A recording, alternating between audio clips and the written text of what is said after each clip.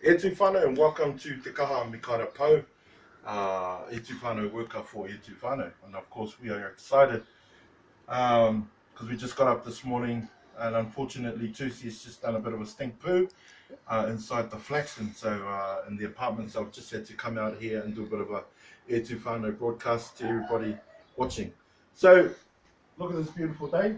This is in the distance you can see Mount Maunganui, or as resorted to Ngā Whare, and we're going to go all the way down the coast to a place called Whakaparawa, next to a maunga called Tihiro, and that's right deep into the coast, where we are celebrating Apanui Air 2 Festival. Yesterday was a successful day because we had the sports. We had euchre, darts, pool, bowling, netball, rugby, and debating.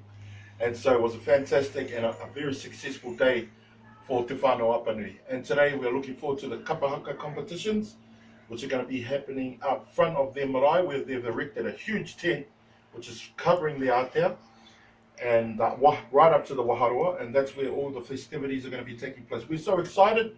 We're going to be selling chop suey to support one of our Paris Dalamil, one of our beautiful Mahuri Tōtara kids, who's raising money to go to America. She's looking for $5,000. So any donations to Paris, just add me or something on Mikaira Pau or Facebook page, and we'll get that through to Paris that you want to donate.